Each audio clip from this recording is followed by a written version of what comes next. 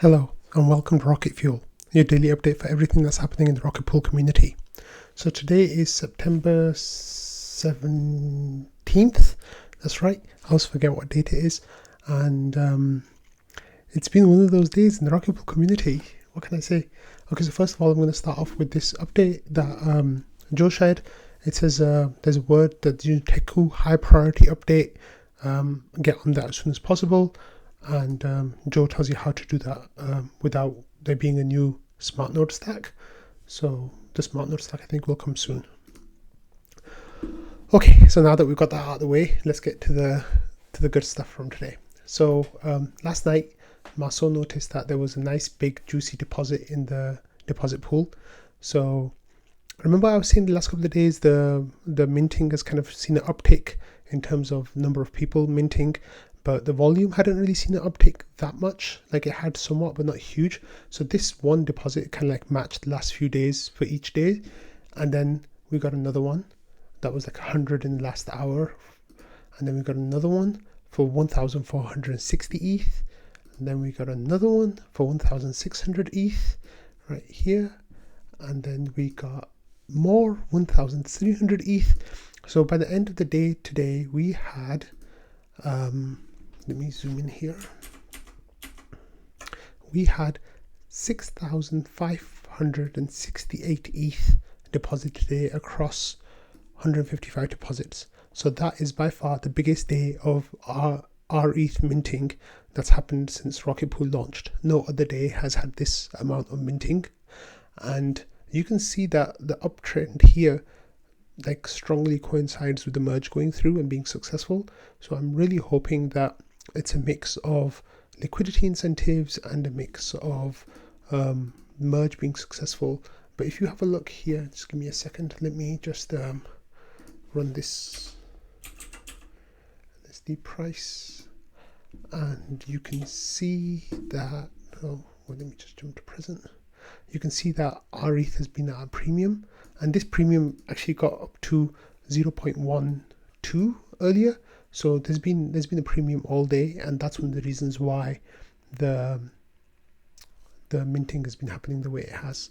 So that's really great to see that we've got so much uptake today, and that everyone like in the community is kind of like really happy. So yesterday I was saying everyone's kind of like depressed and sad, but today everyone's really happy. So what does that mean? That also means that today was one of the biggest days in terms of new mini pools. I'm not sure if it was the biggest day. I think it was, but I'm not 100% sure about that. Yeah, I think it was. I'm fairly confident in saying that it was, and someone can correct me if I'm wrong. But we literally had, I think, 400 mini pools created today, which is absolutely fantastic. And look, there's Bossy sneaking in with one right there. Nice for him. I'm considering adding a new mini pool, but I'm not sure if I want to because I'm really enjoying holding my RPL. But look, we start here at 7,396, which is today. And then if we go all the way down to, let this load. Okay, there we go. And then we go all the way down to the 16th, which is right here. And that was 7,219, but that is not including, so that's like just say 200, but that's not including the 161 that are in pre-launch and 37 that are initialized. So yeah, about 400 mini pools today, I think, if I got my math right. So it's a really good day, a really, really good day. So next what we have is a really interesting thing happened last night. So Ken, one of our rocket scientists in the community, who's a great member of the community, he was in the Bankless Bullcast, of course, has been having issues with his Besu build and Nimbus. So he tried running an unstable build, and he had an issue right here where his slashing protection kicked in, and he almost got slashed twice, but thankfully he didn't. So he came out unscathed, and he said maybe running a dev version of mainnet is not such a good idea. So he didn't have doppelganger protection on, which is one of the reasons that was causing issues. which is right here. Like Patches asked, did you have doppelganger protection on? And he said no. So the database, slashing database, kicked in and saved him, but it could have gotten pretty bad. So then Arne the duck came in, and slashing bits had to stop Nimbus. So Joe says, for your information, Ken tried running my unstable build of the slashing database, and the slashing database had to stop Nimbus from attesting to stuff it already attested to. See this? So then, how's your heart rate? Calmer now? Joe asked Ken, and then it happened after a restart. So they were collecting data about how it happened, and someone started deleting their comments because Joe said that it's going to be on rocket fuel, which of course it was. Wait, let me see. That was funny. I can't find the comment right now, but Joe was like, oh, like they're looking at the slashing stuff, and Joe made a joke that it was going to be on rocket fuel, which I tried to get on rocket fuel, but some people were like deleting their comments here, so I can't get all of it, all the discussion. But it was definitely quite nerve-wracking there for Ken overnight. Yeah, so let's move on from there. Oh, so Ken later on made a report for Joe for when he went back to work, and he says good news, bad news, great news, really bad news. So good news is the node operator queue is clear. Yeah, so those deposits, that 6,500 ETH coming into the deposit pool cleared the node, and there were a bunch of people. I'll explain that later about the 32 ETH nodes. I'll explain that in a bit. Bad news, we need more node operators in a hurry. Can we accelerate less ETH bonded mini pools, 8 ETH mini pools? Great news, Shanghai withdrawals may come very soon before the end of the year. So Joe Ken caught some alpha in the Ethereum R&D Discord that some of the developers were talking about maybe being able to do withdrawals from the staking by the end of the year, which would be really amazing. And we can use this to capture market share from other staking protocols. Really bad news, we need to get everything in Atlas done, plus the withdrawal support and solar conversion before Shanghai, or we miss this prime opportunity for protocol growth at withdrawals. All in all, not as bad, as we have rumors of a new rocket pool POAP coming out, so we have that going for us. So there's a lot going on today in that sense.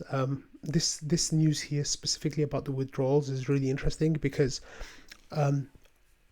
people in the community have been saying for a while that what happens with withdrawals is going to be crucial for the next phase of rocket pool's development, and we really need to capture as many people as we can, people who'll be taking place in the great reshuffle, kind of getting out of their centralized staking providers, kind of getting out of Lido, people who are migrating from solo staking into rocket pool, people who want to skim off their rewards and start new pools. These are all people that we can capture and really grow. So the idea was that Atlas would be done by the end of the year or beginning of next year. So it might be that we need to push to get Atlas done sooner, and all those amazing things that we've been talking about getting put into Atlas as well, like staking as a service and LEB8s. All of this stuff is really important that we get it done as soon as possible. And then on top of that, Joe's got to work on migration of solo stakers to rocket pool stakers, and also all this other great stuff that we're trying to do. So no pressure, guys. That led to a really good discussion about the team size and whether we need to hire more people, and there was comments that were brought up from the past about how we should have hired more people a long time ago. So yeah, guys, we need to hire people as soon as possible, because this is one of those strike while the iron is hot situations, and we really need to capitalize on this. So yeah. Oh, another interesting thing happened last night is Joe works on his Proteus machine sometimes over the weekends, and most times over the weekends, and that's his new staking machine that he's hoping to develop and sell for people later. So I made a comment saying 10 watts, because that's the let me go back a little bit. So we're talking about when can rocket pool developers solve climate change though, and Joe was working on Proteus what? So then I commented by saying 10 watts, which is what I remember his benchmark being at one point. and now he's saying the Proteus draws 5 watts, which is absolutely incredible. Like, that's the same as an LED light bulb, which is just phenomenal that a machine of that power can stake Ethereum at home. It's incredible. So doing great work, Joe. Keep it up. Can't wait to get one. There's this really interesting person called Allis, who did a DCF valuation of Ethereum like a few months ago and was on Bankless kind of presenting it. So they did an update of their spreadsheet and kind of like did new numbers. So he said the current valuation is about 1650. DCF value per ETH should be around 3000. DCF value per staked ETH should be about 3600. So expected increase is like 120%, so like just over 2x. So that, if you're into that kind of stuff, that might be of interest for you to read that. His numbers in the past were like a lot higher, but they were based on higher fees burnt, and 1559 was like rampant at the time, and also it looked like tips and MEV would be higher as well. So that's so Marceau explains, it's a function of revenue fees. So as demand for block space goes down, so does the valuation. And then, which is one criticism of the DCF, it's reflexive and backward looking. So that's definitely something interesting to keep an eye on. Next we have this comment from Marceau, who says, today is such a good reminder that rETH demand drives RPL value. Lots of rETH getting minted, and there's an immediate and direct flood of RPL buys from small operators. So we did definitely see a lot of like 30 to 50 ETH buys of Rocket Pool, and it reclaimed some of its like loss ratio over the last week. So that was really good to see. And this has kind of been like Marceau's thesis for a while, that the more ETH we stake, the more rETH we are able to mint, the more ETH we're able to stake, and the more ETH we're able to stake, the more the value of RPL will go up. And like today is the prime example of one of those days where we minted like a very nice amount of rETH and the value of RPL went up.